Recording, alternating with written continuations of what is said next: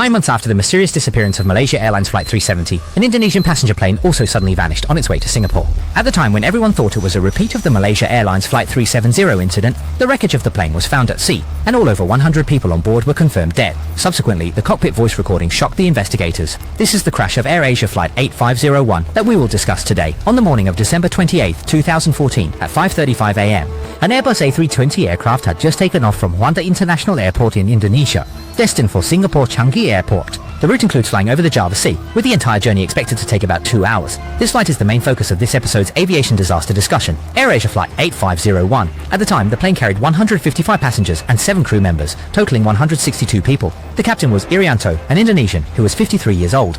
By the end of the year 2014, his total flight time had exceeded 20,000 hours, making him a truly seasoned pilot at AirAsia. The co-pilot was Remy Emmanuel Bresson, a 46-year-old Frenchman. Flight time is approximately 2,000 hours. This time, he was also responsible since the captain primarily focused on monitoring instruments and radio communications. 22 minutes later, the plane reached the skies over the Java Sea. The weather outside wasn't good, with a storm forming. To prevent ice formation on the wings, the captain activated the de-icing system. At the same time, to avoid a thunderstorm cloud ahead, the captain requested permission from air traffic control to ascend to a higher altitude. However, Jakarta's air traffic control declined their request, citing congestion. 2 minutes later, when air traffic control contacted them indicating that they could ascend, the crew of Flight 8501 did not have any response. No response. Another 3 minutes passed, and the plane suddenly vanished from the radar, near the area of Pulau Belitung, Indonesia.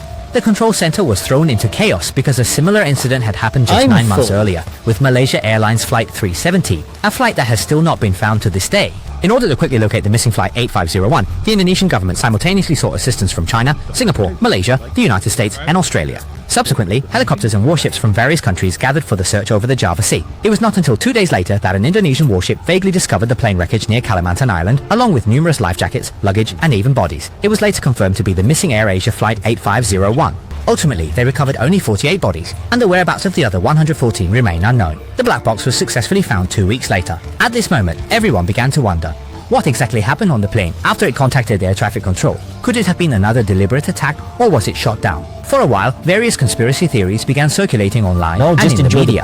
Because of this, the Indonesian National Transportation Safety Committee, responsible for the investigation, was under significant pressure. While recovering and downloading the black box data, they also invited investigators from the French Bureau d'Enquête et d'Analyses to assist. However, whether from radar data, aircraft wreckage, or the conversation between the cockpit and the control tower, no substantial clues were provided until the cockpit recordings emerged, allowing the investigation to progress. As they delved deeper, an unbelievable truth began to surface. It turned out that before the captain requested permission from air traffic control to climb, a malfunction alarm sounded in the cockpit.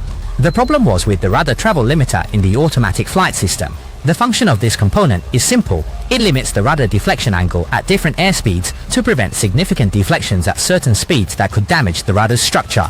This kind of malfunction isn't typically a major problem. Just follow the procedure provided by the electronic central monitoring system, as the captain had done the previous 2 times to resolve it. Afterward, the captain requested to climb in altitude from air traffic control, but due to busyness, they approved it 2 minutes later. During those 2 minutes, the fault warning appeared again, leaving both pilots very frustrated. Why wasn't it resolved? So when air traffic control contacted them again to permit their climb, both were focused on the warning message and didn't respond. Because this malfunction warning caught them off guard, they didn't plan to resolve it using the system's recommended method, but instead wanted a permanent solution. Suddenly, an idea flashed in their minds. Gadet pulled the circuit breaker switch. Then he left his seat to go to the panel behind the co-pilot and pulled the circuit breaker. This solution wasn't something the captain came up with on his own. He learned it from an engineer on the ground. It turns out the issue had repeatedly appeared before takeoff. At that time, the captain called in ground maintenance for a fix, and the engineer's method was straightforward: just reboot the system. Not long after, the alarm appeared again. The engineer directly pulled the circuit breaker on the main unit. The captain asked if this was enough. The engineer said yes, this way there wouldn't be any fault. Just follow the instructions from the central monitoring system. One asked unclearly and the other answered ambiguously. They both lacked crucial definitions. Pulling the circuit breaker may silence the warning alert, but this action should only be done on the ground. If done while flying, it could cause major issues because this circuit breaker is also connected to the plane's stability augmentation system. Once the circuit breaker switch was pulled, the autopilot, stability augmentation system, auto thrust, and auto throttle became unusable. After the circuit breaker was pulled, the rudder deflected 3 degrees to the left and the plane started banking left. In the following 9 seconds, neither of them noticed. The captain returned to his seat to check the instruments and realized their aircraft's bank angle had reached 54 degrees. Shocked, the captain exclaimed, "My God!" and urgently instructed the co-pilot to level the plane. The co-pilot quickly pulled the controls to the right and in just 2 seconds managed to level the aircraft, but such a sudden maneuver was alarming. Turning right caused the co-pilot's sense of balance to be disrupted, so even after returning to a level position, he still felt the need to turn right. He quickly moved the control stick to the left. Then the plane started tilting left again.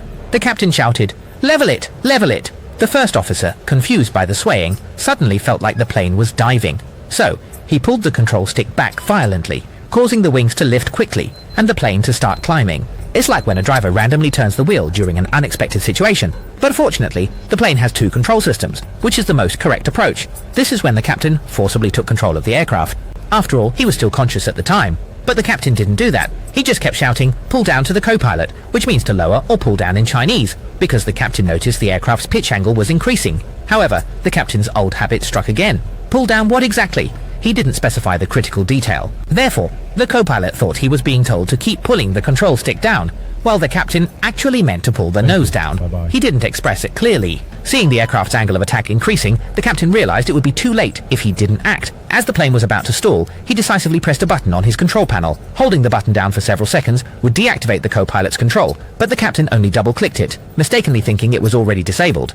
The co-pilot's lack of experience and spatial disorientation are understandable. But as an experienced captain with over 20,000 flight hours, he surprisingly didn't tell the co-pilot, "I will fly." He just assumed the co-pilot knew because he was already in control of the plane. In fact, during the time that followed, both of them were operating the plane simultaneously. Since the captain didn't inform the co-pilot that he was taking control, one was desperately trying to lift the nose up while the other was pushing it down. As a result, the controls were ineffective. The plane continued ascending, and when the pitch angle reached 45 degrees, it completely stalled. Ultimately, under their conflicting controls, this plane, worth hundreds of millions of dollars, with 162 people on board, plummeted into the Java Sea almost like a free-falling object. The direct cause of the crash is known. But there's another issue. Why does the rudder deflection angle limiter of this plane keep malfunctioning? Later, tests revealed that a solder joint on the circuit board had developed a crack, causing the limiter to work intermittently, just like we often say, a poor connection. Moreover, AirAsia's maintenance department did not truly resolve this problem. The reason is that a thorough inspection would be very costly and the airplane would need to be grounded for a period, which is unacceptable for AirAsia. This Airbus A320 is leased from Germany, and keeping it on the ground without carrying passengers would be very expensive. Therefore, the maintenance department had no choice but to make do with patchy repairs. The cause of this air crash is actually quite representative. You can't simply blame the airline's maintenance department or the pilots. Everyone has some responsibility, but the pilots hold a larger share. Then there's AirAsia, which doesn't provide sufficient training for pilots and neglects it for profit. In normal times, everything seems fine, but once an accident occurs, all the problems come to light. When it comes to flight safety, there is no room for negligence. Waiting to assign blame after a tragedy actually costs more, and no amount of compensation can bring back the victims' lives. Alright, that brings us to the end of this video. Thank you for watching, and we'll see you next time.